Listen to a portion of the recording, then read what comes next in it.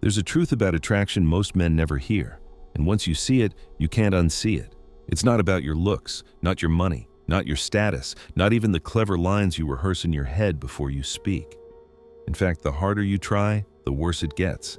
That's the first paradox. The moment you chase, you've already lost. The moment you perform, she feels it, and whatever attraction existed collapses almost instantly. Not because you're a bad guy, but because effort in attraction works the opposite way men think it does. Welcome back to the channel, and if you're new here, my name is Harold. This is The Hidden Code, a place for men who want real-world clarity about relationships and self-mastery through practical, actionable psychology. No fluffy theory, no feel-good lies, just the mechanics of how attraction actually works in real life. Here's what most men miss, brother.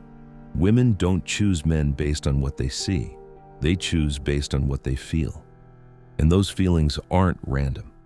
They follow invisible rules that have been studied for centuries by philosophers, psychologists, and people who actually paid attention to human nature. I call these rules pleasure switches. Not pleasure in the shallow sense, not physical, not surface level, something deeper, something mental, something that makes her think about you when you're not there, something that makes her body respond to your presence before you ever touch her.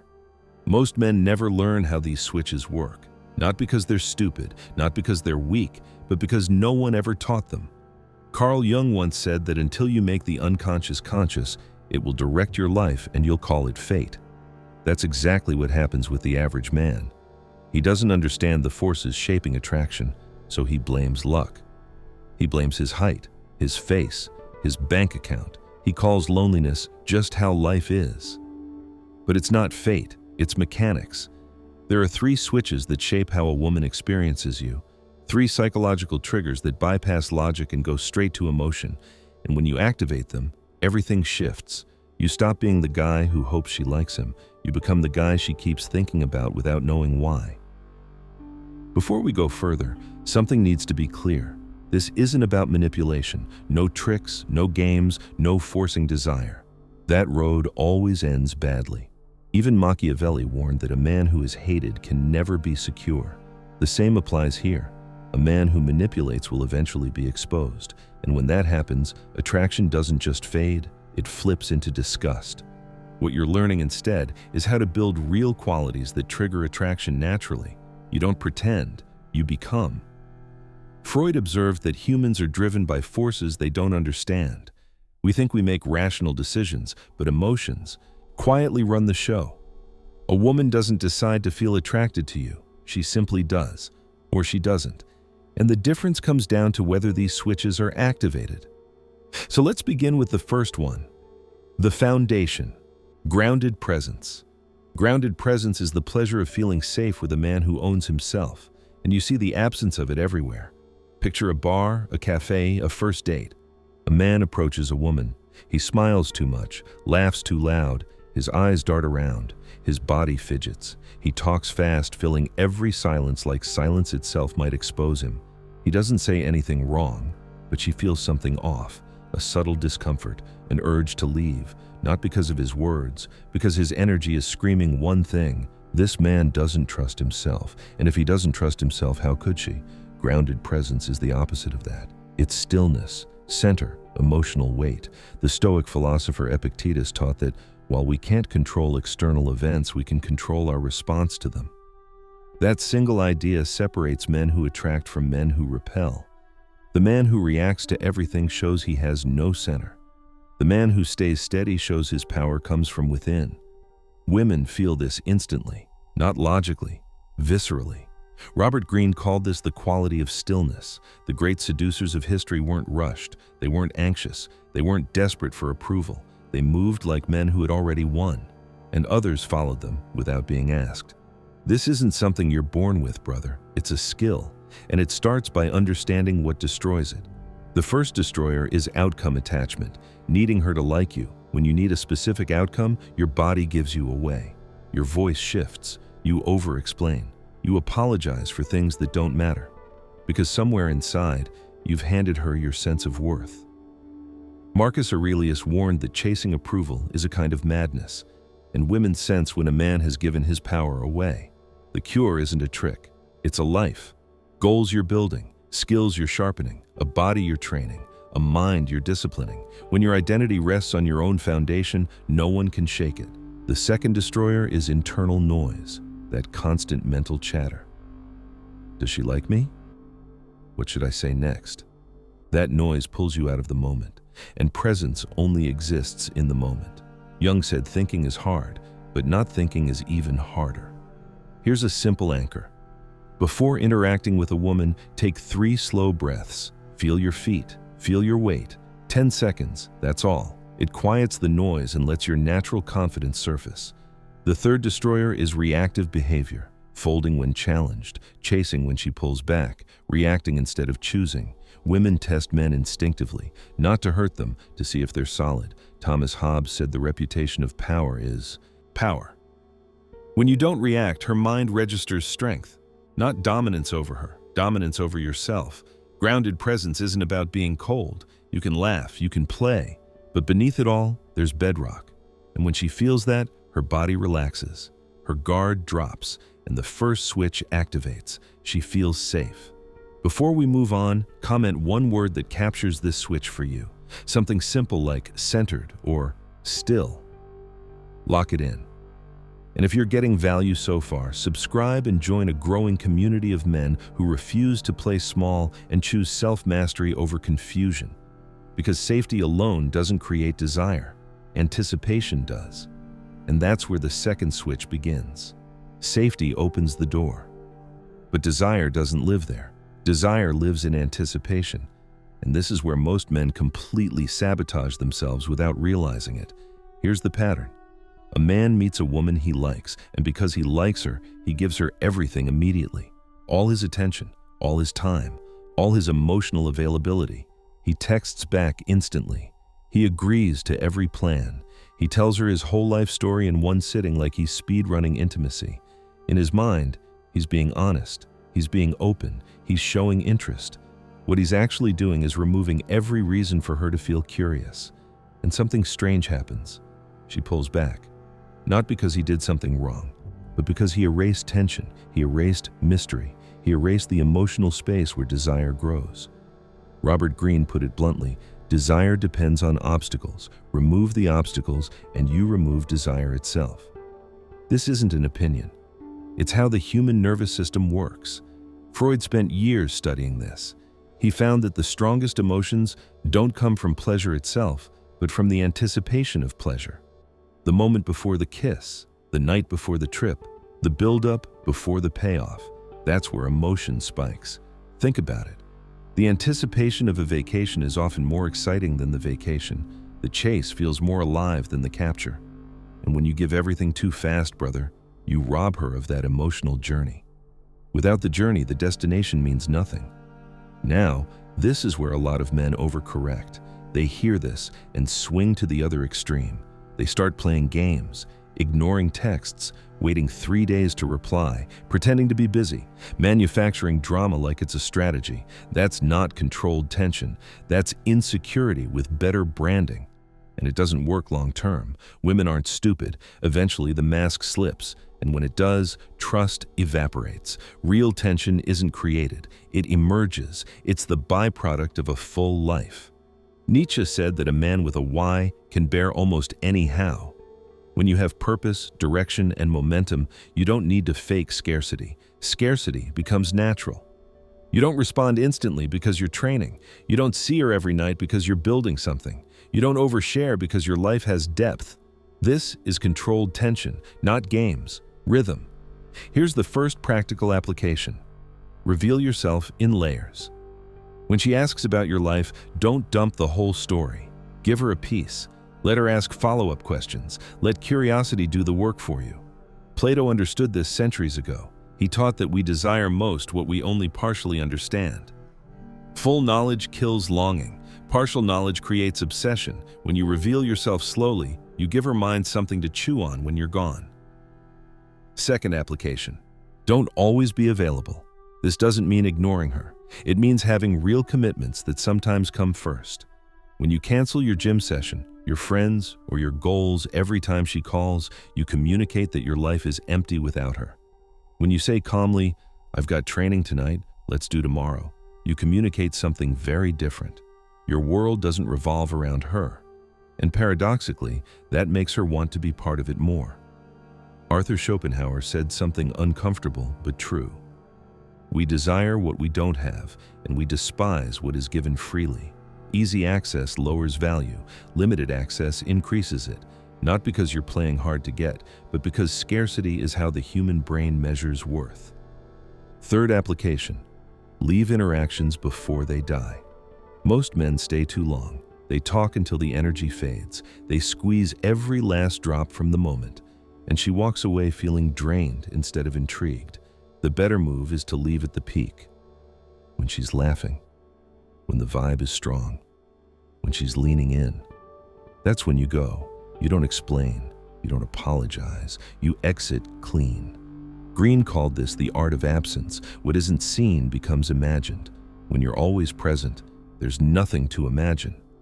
When you disappear at the right moment, her mind fills the gap.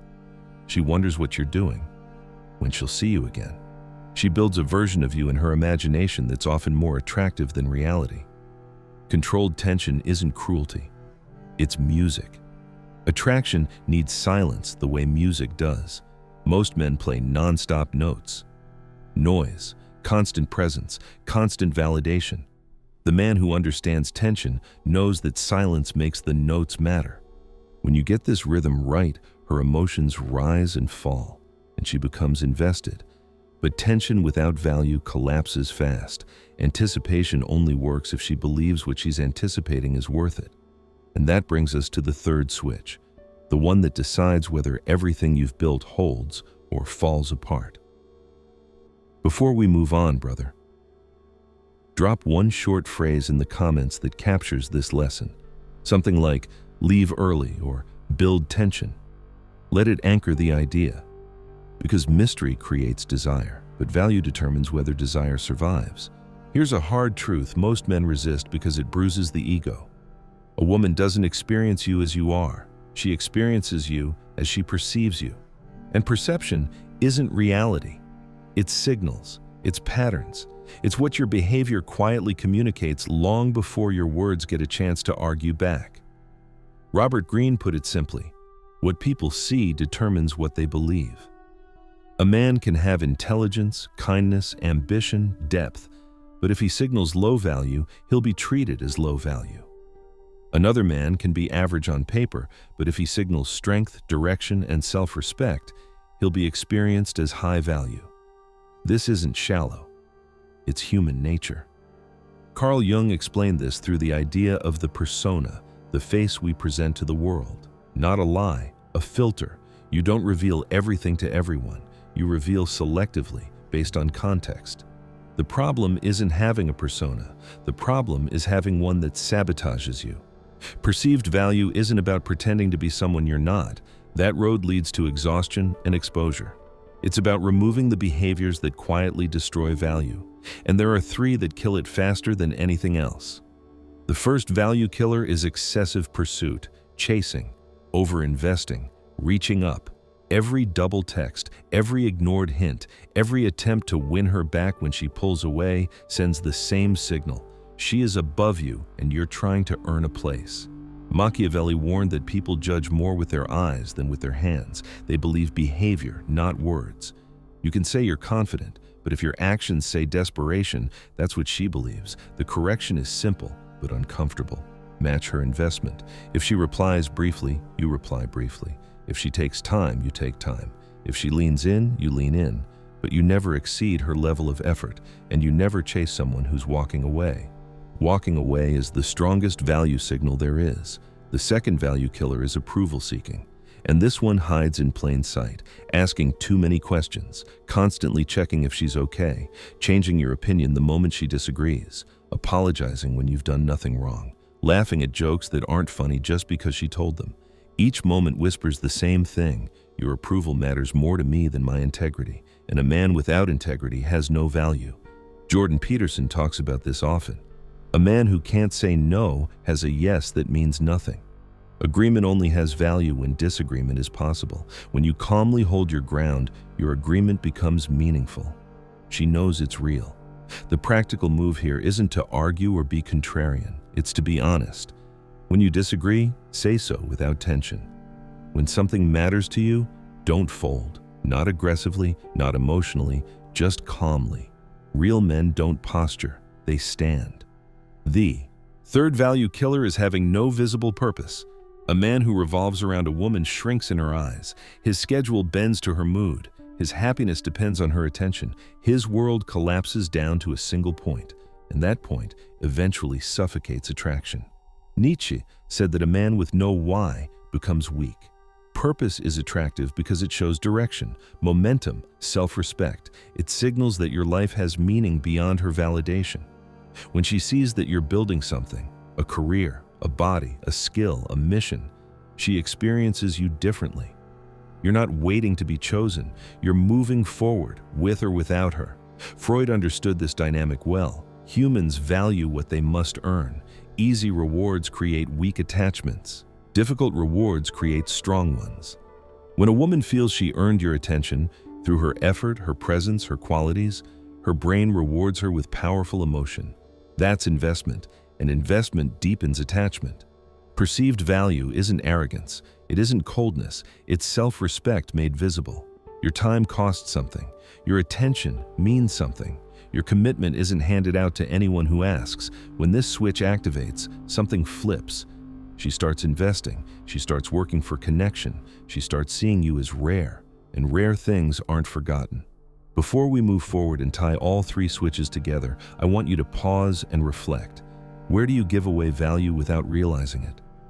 Drop one word or short phrase in the comments, something like chasing or standards. Make it honest. Awareness is the first correction because presence creates safety, tension creates desire. But value decides whether desire turns into investment. And next, I'll show you how all three switches work together in a single real-world interaction and why most men fail all of them at once. By now you understand the switches individually, but attraction doesn't happen in pieces. It happens in moments, real moments. And this is where everything either clicks together or collapses all at once. Picture this. A man meets a woman he's interested in. Most men fall into the same trap immediately. They start performing. They try to be funny. They try to impress. They chase reactions like a dog chasing a tennis ball. Every smile becomes a signal. Every pause feels dangerous. Within minutes, they've failed all three switches. No grounded presence because they're anxious. No tension because they've given everything away. No value because they're seeking approval. Nothing dramatic happens. Attraction just quietly dies. Now imagine a different man. Same woman, same setting, but the energy is different. He approaches calmly. His body is still. His voice is unhurried. He doesn't rush to fill silence. He asks questions and actually listens to the answers. He's there, fully, not trying to get anywhere. This is grounded presence. The first switch activates. She feels safe. Her guard softens. Then something subtle happens. He doesn't stay all night. He doesn't unload his entire life story. He shares a piece of himself, then pulls back. He laughs with her, then checks his watch. He creates connection, and then he leaves while the energy is still high. This is controlled tension. The second switch activates. She thinks about him on the way home, wonders when she'll see him again. And throughout the entire interaction, he never chases her approval. He disagrees when he disagrees. He doesn't flood her with compliments. He treats her like a person, not a prize. When she tests him with a challenging question, he holds his ground with a slight smile. This is perceived value. The third switch activates. She sees him as different, not better than her, different from everyone else. 3 switches, 1 interaction, and now she's invested. Robert Greene wrote that the great seducer understands people are drawn to what they can't fully possess or understand. This man gave her presence without permanence, connection without possession, interest without desperation, and her mind doesn't let go. Here's the part most men miss. These switches are not techniques. They're not moves you memorize and deploy. They're byproducts. You cannot fake grounded presence for long. You cannot manufacture tension forever. You cannot pretend to have value when you don't respect yourself. Carl Jung warned that we don't become stronger by imagining light, but by making the darkness conscious. Translation: the work is internal before it's external. So what's the actual path forward? For grounded presence, you build a life that gives you real confidence. Train your body, develop skills, face discomfort, learn to sit in silence without needing to escape it. When your inner world is solid, your outer presence becomes unshakable. For controlled tension, you create a full life. Goals, friendships, interests, a schedule that doesn't bend around one person. When your life is genuinely full, scarcity becomes natural. You don't play games because you don't need to. For perceived value, you start respecting yourself before asking anyone else to. You set standards, you hold boundaries, you walk away from situations that drain you. When you treat your time and energy as valuable, others follow your lead. Marcus Aurelius wrote that the quality of your life depends on the quality of your thoughts. Your thoughts about yourself shape your posture, your voice, your decisions. Change how you see yourself, and your behavior changes automatically. I want to leave you with this. Most men spend their lives searching for the right woman. They chase, they hope, they wait, and they wonder why nothing works. The truth is simpler and harder.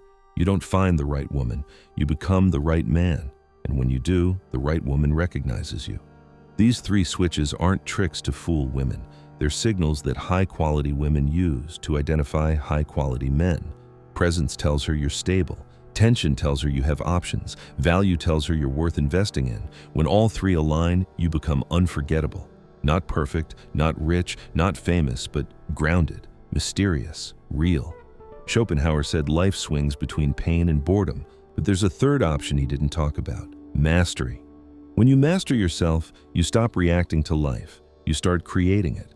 That's the path of the shadow mind. Not manipulation, not games.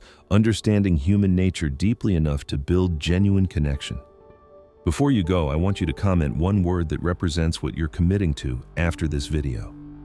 Something like mastery, discipline, or self-respect. Make it real. And if this message resonates, subscribe and join a growing community of men who choose clarity over confusion, self-mastery over chasing, and long-term respect over short-term validation. This channel exists for men who are done guessing and ready to build. The switches are now in your hands. What you do with them decides everything.